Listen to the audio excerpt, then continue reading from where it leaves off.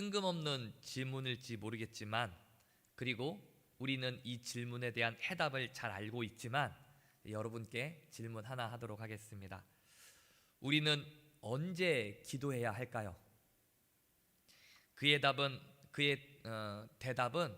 해답은 예수님의 모습을 통해서 우리가 발견할 수 있습니다. 왜냐하면 우리 크리스천들의 신앙의 모델은 예수님이 되어져야 하기 때문에 그렇습니다. 따라서 우리가 언제 기도해야 하는가라고 하는 질문에 대한 해답을 찾으려면, 그러면 예수님은 언제 기도하셨는가, 그 예수님의 모습을 찾아보면, 확인해보면 된다는 것입니다. 누가복음 22장 39절 말씀을 보니까요, 예수께서 나가사 습관을 따라 갈란산에 가심에 제자들도 따라갔더니 라고 말씀하고 있습니다. 이 말씀은 예수님께서 잡히시기 전에 기도하는 그런 내용이 기록되어져 있는데, 성경을 보니까 예수님이 습관에 따라 기도하셨다라고 말씀을 하시고 계십니다.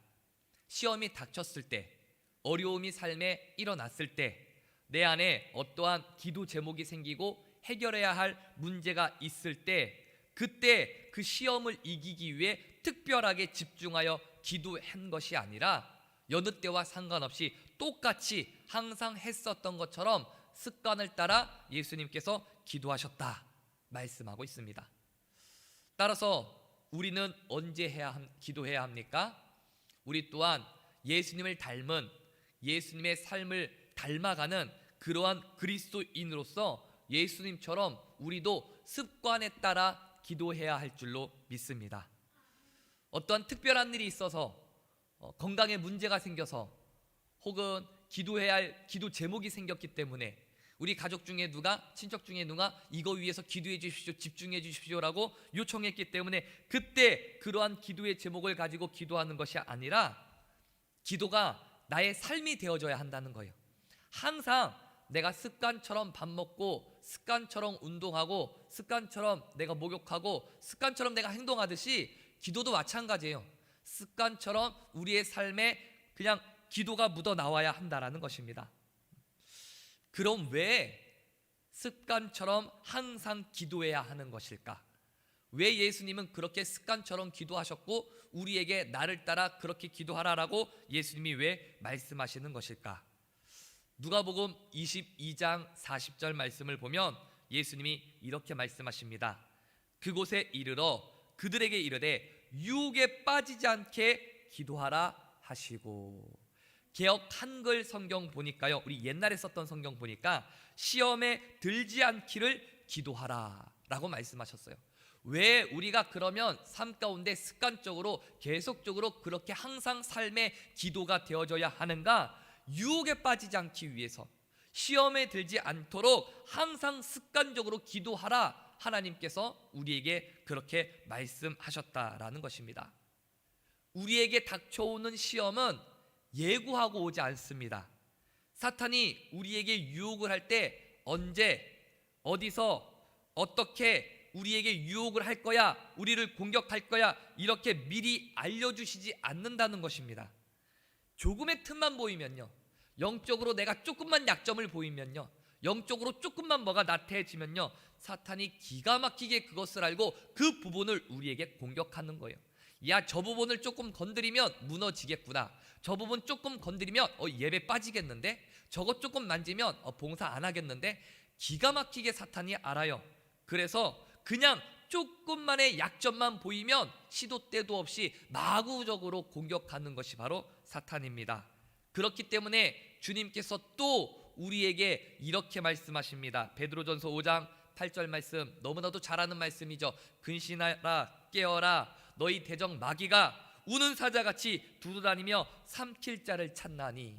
배고픈 사자가 배고파서 우는 것처럼, 그래서 눈에 불을 켜고 혈안이 되어서 먹잇감을 찾는 것처럼 사탄이 그렇게 삼킬 그 영혼을 찾아 그렇게 우는 사자처럼 우리를 보고 있다, 그렇게 말씀하신다는 거예요. 그러니 습관적으로 항상 깨어 기도해야 하는 것은 당연한 겁니다. 그리스도인이라고 한다면 기도가 습관이 되어져야 한다라는 거예요.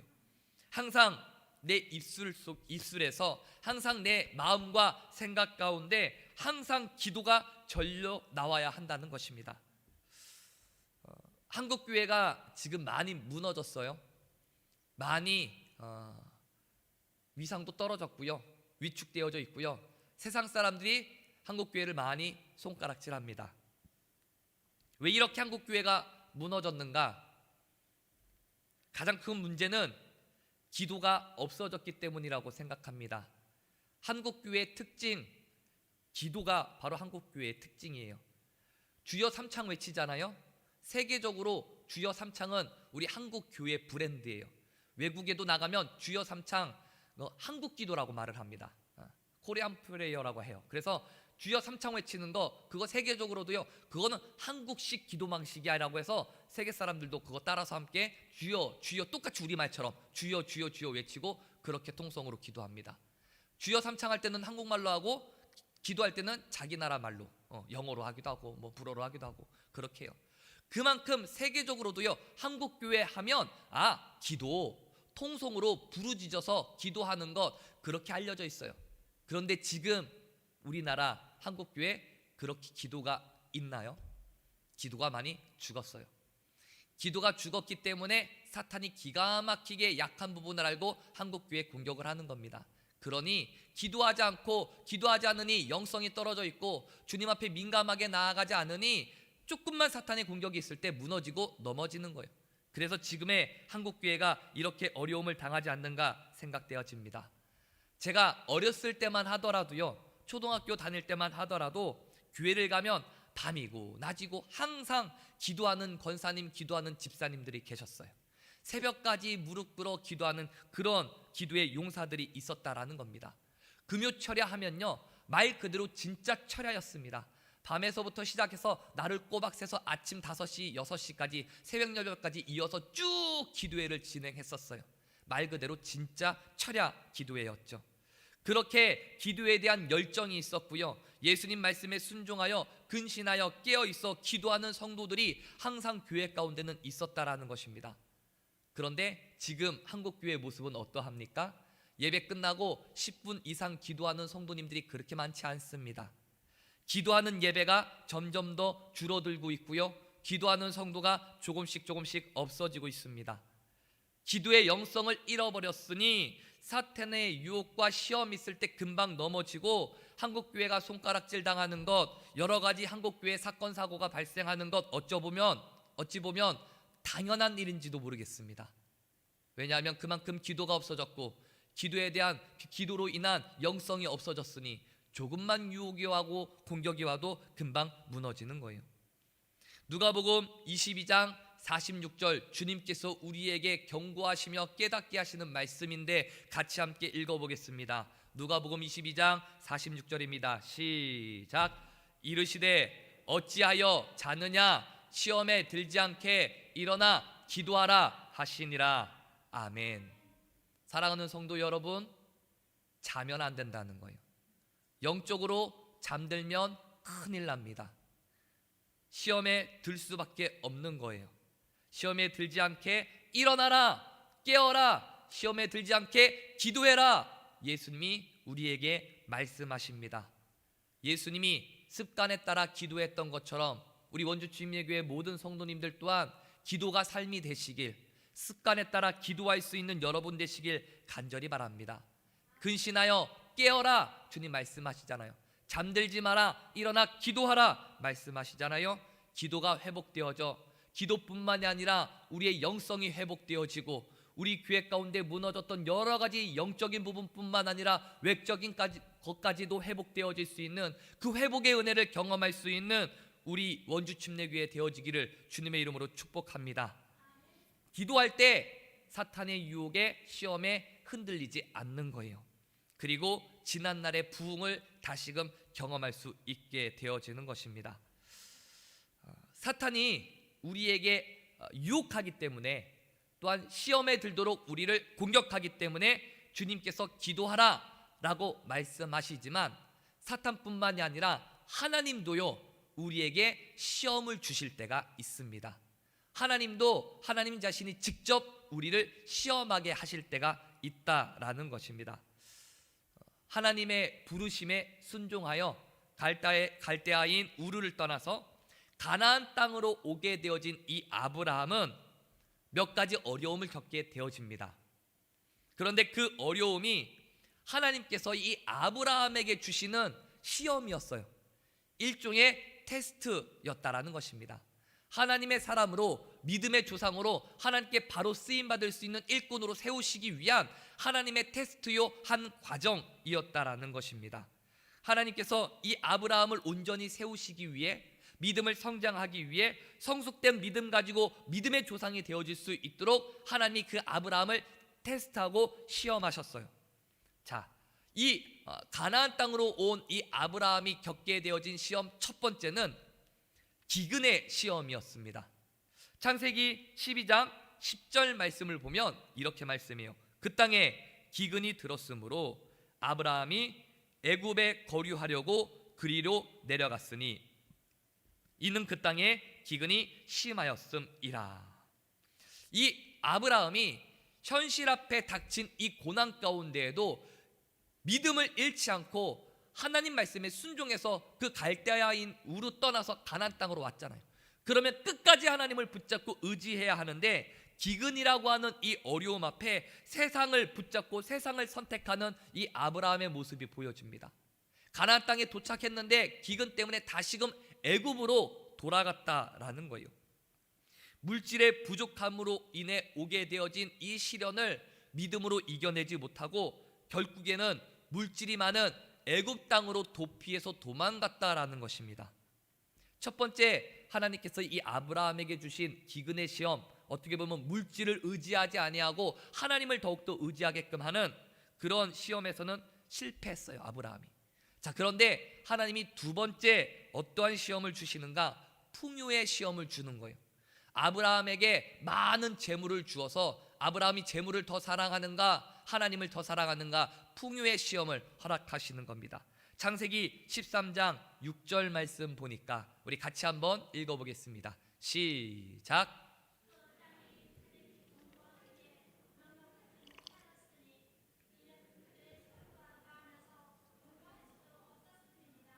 아멘. 이 기근의 시험을 이기지 못하고 이기지 못한 이 아브라함에게 하나님께서요 물질을 풍성하게 주셨어요. 물질의 복을 주셨습니다. 인간의 욕심이라는 것이 끝이 없다라고 말하잖아요. 하나님, 저에게 1억만 주십시오. 1억만 주시면 제가 주님을 위해, 선교를 위해, 하나님 나라 확장을 위해 최선을 다해 제 목숨 다 바쳐서 열심히 일하겠습니다. 하나님께서 1억을 딱 주었더니, 하나님, 이 1억 가지고는요 제 목구멍에 풀칠하기도 어렵습니다. 제 아이가 대학도 진학했고요, 여러 가지 들 일이 많네요. 하나님, 1억 갖고는 안 되겠어요. 주님, 10억만 주시면 제가 봉사하겠습니다. 우리 인간의 욕심이요 끝이 없어요. 진짜 끝이 없습니다. 그 욕심 때문에 죄도 세상에 들어오게 되어졌고, 이 욕심을 버린다라는 것이 진짜 어려운 거예요. 그래서 하나님께서는 이 아브라함에게 이 욕심, 이 부분을 연단시키시고자 풍요의 시험을 주시는데, 자, 아브라함은요 이 땅의 선택권, 너무나도 재물이 많고 재산이 많이 늘어나서 자꾸 롯의 그 식구들과 부딪히니까 이 아브라함이 롯에게 먼저 땅의 선택권을 줍니다. 너가 좌하면 나는 우하고 너가 우하면 나는 좌할게. 이렇게 조카 롯에게 먼저 베푸는 이러한 모습으로 이 풍요의 그런 시험을 잘 통과하게 되어져요. 자, 그리고 나서 오늘 우리가 읽은 창세기 14장 말씀, 세 번째 아브라함에게 나타난 하나님의 시험이 보여지게 되는데 바로 전쟁의 시험입니다. 자, 오늘 본문의 말씀은 하나님께서 온 세상을 창조하신 이래로 첫 번째 성경에 기록되어진 최초의 전쟁 기록이 성경 말씀에 나오고 있습니다. 그런데 이 전쟁은요 3번에 걸친 3차에 걸쳐서 일어났던 전쟁이었습니다. 창세기 14장 말씀을 보면 1절부터 쭉 보면요 여러 나라들의 여러 왕들의 이름들이 막 나오는데 이거 읽다 보면요 엄청 헷갈립니다. 왜냐하면 이름들도 되게 생소하고 막 모르는 그런 막 이름들의 기록이 막 되어져 있기 때문에 어려워요. 제가 쉽게 정리를 해드릴게요. 자, 이 최초의 전쟁은 엘람 왕 그돌라오멜 왕이 중심입니다. 이 그돌라오멜 왕으로 인해서 이 중심으로 이 전쟁이 일어났어요. 자, 창세기 14장 1절에 나오는 이 나라들이 그돌라오멜 왕을 중심으로 한 동방의 4개 연합나라입니다. 1절에 기록되어 있는 그 왕들은 동방나라 연합나라들이고요. 2절에 나오는 나라는 서방의 연합나라 5개 나라입니다. 자, 그래서 1차 전쟁은 이 1절에 나오는 그돌라오멜 왕을 중심으로 한 동방의 4개 연합나라들과 2절에 나오는 소돔과 고모라를 포함한 서방의 5개 연합나라들이 붙었어요. 전쟁을 하는 거예요. 자, 문맥상 보면 이 4개 나라, 동방의 나라가 전쟁을 일으켰던 것 같습니다. 자, 1차 전쟁에서는 이 그돌라오멜 왕을 중심으로 한 동방의 4개 연합나라가 승리를 하게 되어집니다. 그래서 창세기 14장 4절 말씀 보면 이렇게 기록합니다. 이들이라는 것은 패배한 서방의 5개 나라들이에요. 12년 동안 그돌라오멜 왕을 섬기다가 제13년에 배반한지라. 그들이 조공을 바치면서 그돌라오멜 왕을 섬기다가 13년 때 다시 배반을 해서 2차 전쟁이 일어나게 되어집니다. 이 서방의 5개 나라가 12년 동안 이 그돌라오멜 왕을 섬겼는데, 야, 이대로는 안 되겠어. 그래서 다시 반역을 하고 다시 전쟁을 일으켜서 2차 전쟁이 일어났는데, 또 서방의 이 5개 연합나라가 지게 되어집니다. 창세기 14장 5절에서 7절까지의 말씀을 보면 여러 족속들이 나오는데, 이 그돌라오멜 왕으로 중심으로 한 이 동방의 4개 연합나라들이 소돔과 고모라 땅을 향해 진군해 가면서 처부수는 그런 진군하는 그 위에 있었던 족속들이 쭉 나와요. 자, 그리고 11절 말씀 보니까 내 왕이 소돔과 고모라의 모든 재물과 양식을 빼앗아 가고. 자, 2차 전쟁에서 승리했던 이 동방의 4개 연합나라가 소돔과 고모라 땅에 와서 거기에 있는 모든 것들을 다 싹쓸이 쓸어갔다라는 겁니다. 자, 모든 재물과 양식을 빼앗겼고 거기에 있었던 모든 사람들도 포로로 다 잡아간 거예요. 여기까지 보면 한 역사 가운데 일어났던 한 이야기처럼, 전쟁 이야기처럼 보여집니다. 하나님께서는 믿음의 조상 아브라함의 이야기를 써 내려가시다가 갑자기 왜 이 세계에 일어난 전쟁 이야기를 갑자기 이 14장 절반이나 할애해 가면서 이렇게 쓰셨을까? 이것은 하나님이 없는 세상은 이러한 모습이다 라고 하는 것들을 우리에게 보여주시기 위해 하나님이 이 전쟁의 이야기를 기록하신 겁니다. 하나님이 없는 세상은 약육강식이 지배하는 그런 세상이라는 거예요. 옛날이나 지금이나 변함없이 강한 자가 약한 자를 지배하는 것, 이것이 바로 세상의 이치라는 것입니다. 하지만 하나님이 이 세상을 창조하실 때는요, 강자가 약자를 괴롭히고 약자를 그렇게 움직이도록 그렇게 이 땅을 하나님이 창조하시지 않았다라는 것입니다. 하나님이 창조하셨을 때는요, 모든 것이 다 조화를 이루고 사랑하고 공존하고 함께 서로 연합하고 도와가며 그렇게 살아가도록 하나님이 창조하셨는데, 죄가 이 땅 가운데 들어오고 그 이후부터 이 창조 질서가 무너지니까 강한 자가 약한 자를 지배하며 온갖 악한 전쟁을 펼치고 폭력을 행사하는, 하나님이 떠난 세상은 이렇게 악하다라는 것을 보여주시기 위해 하나님께서 이 전쟁의 역사를 창세기 14장에 기록해서 우리에게 깨닫게 해주시는 것입니다. 하나님이 없는 세상이 얼마나 악한 것인가, 이거를 우리에게 보여주시기 위함이라는 거예요.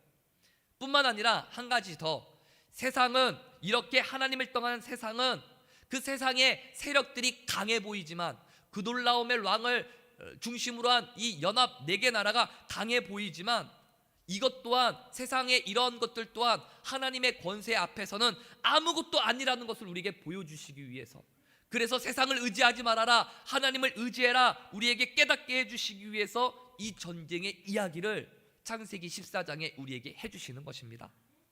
자, 다시금 말씀의 이야기로 들어와서요, 이 소돔과 고모라 땅에 누가 있었습니까? 아브라함의 조카 롯이 있었어요. 그래서 이 동방의 4개의 연합 국가가 소돔과 고모라를 점령하고 모든 재물과 사람들을 다 싸잡아 노예로 끌고 갔을 때, 그때 이 아브라함의 조카였던 롯도, 그 가족도 다 그 구돌라오멜 왕과 연합한 그 동방의 4개 나라에게 붙잡혀간 거예요. 이 소식을 아브라함이 딱 듣게 되어집니다. 그리고 나서 누구도 생각하지 못한 일이 일어났어요. 고작 318명밖에 되어지지 않는, 그것도 완전히 무장한 군인도 아니고 그 재산을 지키기 위해서 약간의 훈련을 받았던 그런 아브라함의 집에서 있는 그런 기초적인 훈련받은 그 용사들, 그 318명이 큰 전쟁을 2번이나 치르고 한 나라도 아니라 연합국가, 4개의 연합국가, 그리고 완전히 무장한 그 군대를 무찔러 쳐 부셨다라는 거예요. 있을 수 없는 일이 일어났습니다. 상상조차 할 수 없는 일이 일어났다라는 거예요. 제가 그 누구도 생각지 못한 일이 벌어졌다라고 말씀을 드렸어요. 왜 그렇습니까? 하나님이 하신 일이기 때문에 그래요. 우리 인간의 생각으로 볼 때는, 우리 인간의 눈으로 볼 때는, 세상의 이치와 가치관으로 볼 때는 미친 짓이야, 야 아브라함 돌았어, 이게 가능해? 절대로 일어날 수 있는 일이 아니에요. 절대로 불가능한 일입니다. 그런데 하나님이 하시니까 가능하다라는 거예요. 하나님이 왜 이 세상에 일어난 전쟁의 이야기를 창세기 14장에 말씀했는가? 그러면서 왜 2차 전쟁, 얼마나 그돌라오멜 왕과 그 연합국가 4개의 나라가 얼마나 강한지를 하나님이 보여주시는 거예요. 그러면서 세상이 이렇게 악하다는 것을 보여주시면서, 그럼에도 불구하고 하나님이 함께 하시면, 하나님이 함께하면 그 연합국가 4개의 나라를 부족하고 연약하고 힘도 없는 아브라함과 함께하는 318명이 이길 수 있다라는 것을 보여주시기 위해 창세기 14장 말씀을 할애해서 우리에게 말씀해 주시는 것입니다. 그러니 세상을 의지하지 말라는 거예요. 세상 바라보지 말라는 거예요. 아무리 강해 보이고 능력 있고 힘이 세 보이고 그 세상과 함께하면 내게 무슨 일이든지 다 될 수 있을 것 같아 보여도 세상 바라보지 말라는 거예요. 왜냐하면 그 세상 또한 하나님이 붙잡고 있기 때문에. 하나님을 의지하고 하나님과 함께 한다라고 한다면 318명, 고작 그것밖에 안 되는 그 인원이지만 이길 수 있다, 하나님 우리에게 말씀하시는 겁니다. 이와 비슷한 이야기들이요 성경에는 많이 기록되어져 있습니다. 우리 사사기 말씀을 보면 기드온과 300용사의 사건, 미디안 그리고 그 아말렉 연합국가가요 13만 5천 명이었습니다. 그런데 하나님이 그 기드온과 몇 명만 남겨둬요? 300명만 남겨뒀다라는 거예요. 그 이유에 대해서 성경은 우리에게 이렇게 말씀합니다. 사사기 7장 2절의 말씀인데요, 같이 함께 읽어보겠습니다. 시작.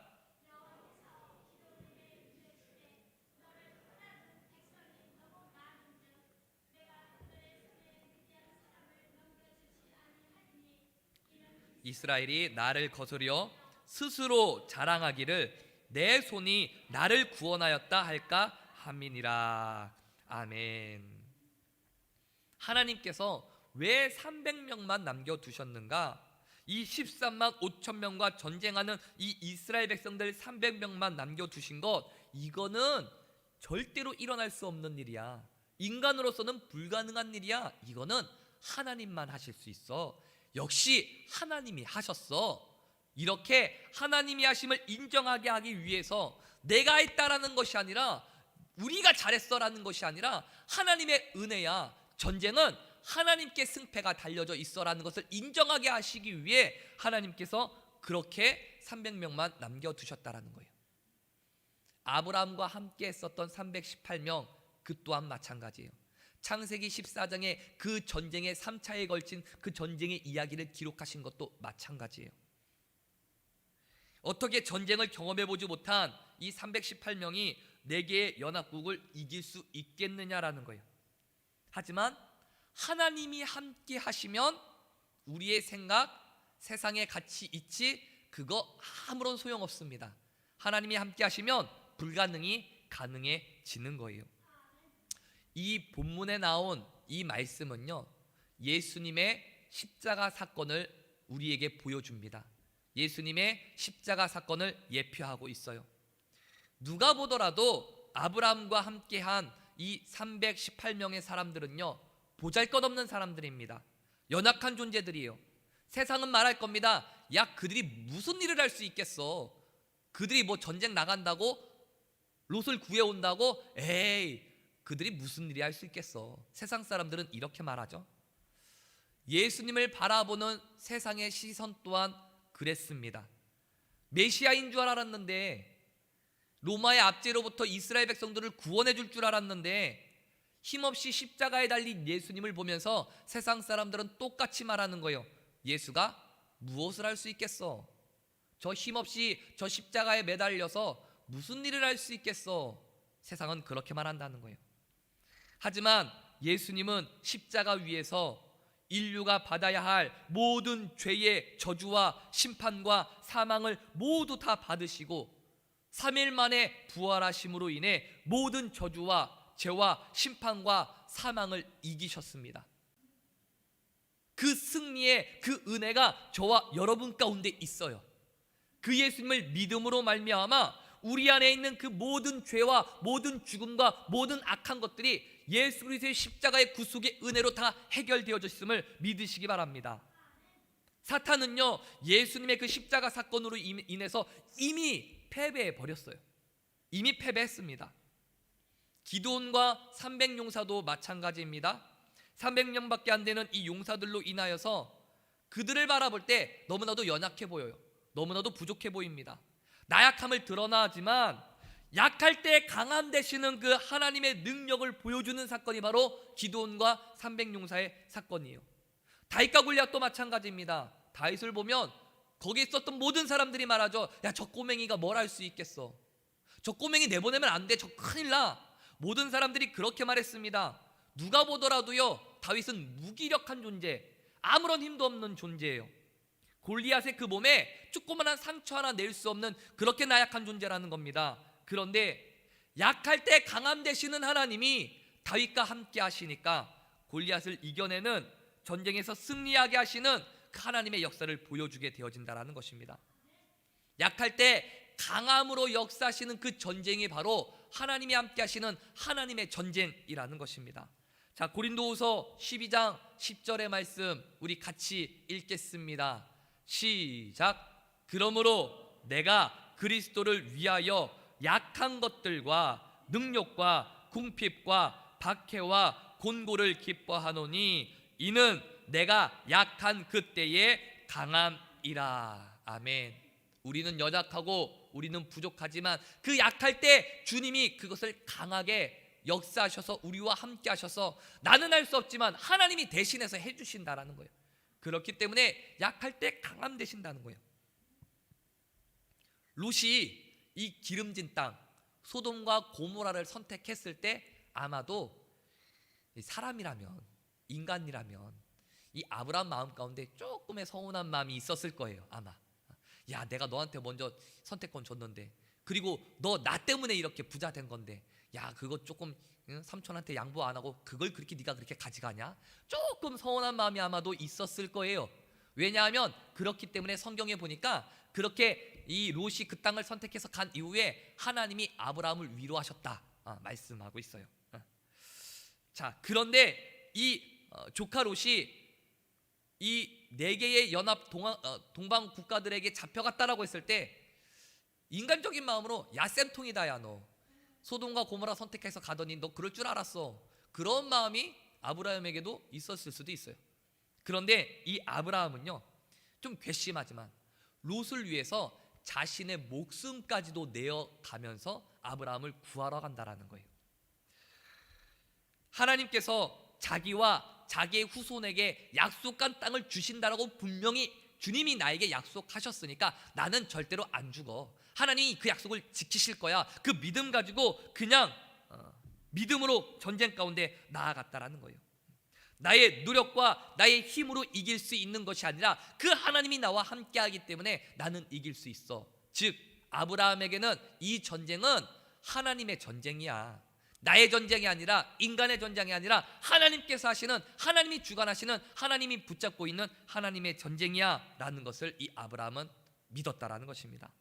그래서 멜기세덱에게 자신의 그 전리품 10분의 1을 드리지 않습니까? 그 10분의 1을 드렸다는 것 무슨 의미예요? 이거 내 거 아닙니다. 하나님 거예요. 하나님이 하셨습니다. 하나님이 모든 것을 다 행하셨습니다라고 하는 고백이에요. 우리도 마찬가지예요. 11조를 드리죠. 10의 1조를 왜 드립니까? 하나님, 내게 있는 이 모든 것, 나에게 주신 이것 내 거 아닙니다. 하나님 거예요. 하나님이 주신 것입니다. 그래서 구별하여 하나님 것임을 인정하며 내가 하나님께 드립니다. 이게 바로 11조라는 거예요. 내가 내 것을 다 드릴 수 없으니까 그러면 뭐 먹고 살아요? 굶죠. 안 되죠. 큰일 나죠. 하나님 내게 주셨지만 이거 내 거 아닙니다. 하나님의 것임을 인정합니다. 구별하여 10분의 1 주님께 드리는 것이에요. 자신의 모든 공로가 하나님의 것임을 인정한다라는 것입니다.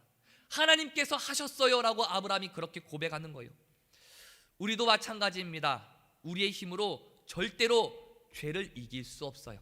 세상의 유혹을 이길 수 없습니다. 우리 또한 318명을 거느린 이 아브라함과 같은 존재입니다. 그돌라오멜이 이끄는 4개의 동방연합국가요, 절대로 이길 수 없어요. 그렇게 힘이 센 그런 동방의 연합국가처럼 우리를 유혹하고 우리에게 공격하는 사탄의 힘이 얼마나 센지 몰라요. 죄의 유혹이 얼마나 강한지 모릅니다. 그러니 내 힘과 내 노력과 내 의지만으로는 그것을 이겨낼 수 없습니다. 따라서 우리는 알아야 해요. 이 전쟁은 하나님의 전쟁이야. 내가 절대 이길 수 없어. 내가 할 수 있는 전쟁이 아니야. 하지만 하나님의 전쟁이기 때문에 내가 하나님 의지하고 하나님 붙잡고 나아가면 이 영적인 전쟁에, 사탄의 유혹에, 사탄의 공격에 나는 이길 수 있어. 하나님의 전쟁임을 우리가 알아야 한다는 것입니다. 그런데 그렇다라고 해서 하나님이 다 해주시겠지, 뒷짐지고 그냥 가만히 있으면 안 된다는 거예요. 15절 말씀에도 보니까 이 아브라함도요, 전략을 세워요. 가신들을 나누고 밤에 공격하고 이런 전략을 세워서 비록 318명이지만 자신들이 할 수 있는 최선의 노력을 하면서 전쟁에 참여했다라는 것입니다. 우리도 마찬가지입니다. 내가 할 수 있는 최선의 노력을 다하며 하나님 의지하며 나아가는 영적 전쟁의 모습이 우리 가운데 있어야 할 줄로 믿습니다. 항상 말씀과 기도로 깨어있는 것. 우리가 할 수 있는 게 뭐가 있어요? 하나님의 말씀을 보고 그 말씀대로 실천하기 위해서 내가 하나님 앞에 간구하며 부르짖으며 기도하며 나아가는 것. 늘 우리의 영이 깨어있을 수 있도록 준비하며 그 십자가 위에서 사탄을 짓밟아 이기신 예수 그리스도의 은혜를 붙잡고 이 영적 전쟁 가운데 늘 승리할 수 있는 하나님의 전쟁입니다 고백하며 하나님께 내어 맡길 수 있는 저와 여러분 모두가 되어지시길 주님의 이름으로 축원합니다. 우리 이 시간에 이 말씀을 붙잡고 함께 찬양할 때 이렇게 고백하며 함께 찬양하고 기도했으면 좋겠어요. 세상의 유혹, 시험이 내게 몰려올 때에 나의 힘으론 그것 이길 수 없네. 거대한 폭풍 가운데 위축된 나의 영혼 어찌할 바를 몰라 헤매이고 있을 때 주를 찬양, 손을 들고 주를 찬양. 전쟁은 나에게 속한 것 아니니 주를 찬양, 손을 들고 찬양. 전쟁은 하나님께 속한 것이니 우리 믿음으로 선포하며 찬양하겠습니다. 세상의 유혹 시험이 내게 몰려올 때에 나의 힘으로 그것들 모두 이길 수 없네. 거대한 폭풍 가운데 위축된 나의 영혼 어찌할 바를 몰라 헤매이고. 우리 2절 고백합시다. 거짓과 속임수로, 거짓과 속임수로 가득 찬 세상에서 어디로 갈지 몰라, 어디로 갈지 몰라 너무 고리고 있네. 주의 권세 잡은 자 지금 보고 있으니 실패와 절망으로 너무 끄려려 하네. 함께 고백합시다.